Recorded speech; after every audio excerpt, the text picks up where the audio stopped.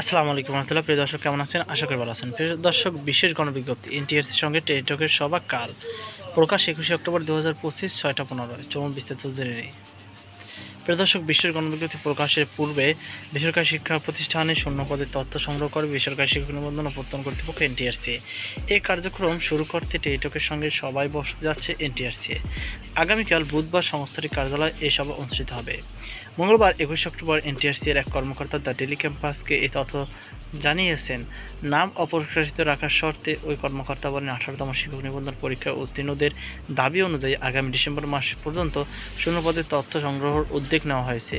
এজন্য এনটিআরসি কাজ শুরু করেছে। আগামীকাল টেলিটকের সঙ্গে সভা অনুষ্ঠিত হবে। সভায় শূন্যপদের তথ্য সংগ্রহের বিষয়ে আলোচনা হবে।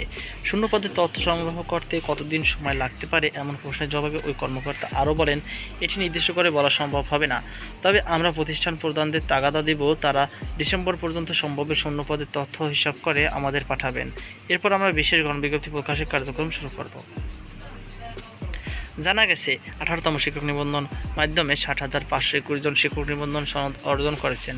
এসব প্রার্থী এবং 17তম নিবন্ধনে প্রার্থীদের আবেদনের পরিপ্রেক্ষিতে ষষ্ঠ গণবিজ্ঞপ্তি 41,627 জনকে বিভিন্ন প্রতিষ্ঠানে নিয়োগ সুপারিশ করা হয়েছে। যদিও বেসরকারি স্কুল, কলেজ, মাদ্রাসা ও কারিগরি প্রতিষ্ঠানে শূন্যপদের সংখ্যা রয়েছে 1 লাখের বেশি।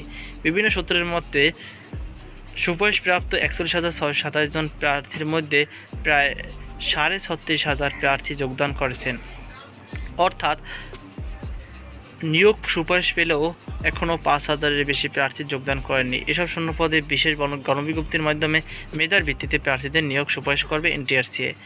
তো প্রিয় দর্শক, এই ছিল আমাদের সর্বশেষ আপডেট। সকল বার্তা আল্লাহ হাফেজ।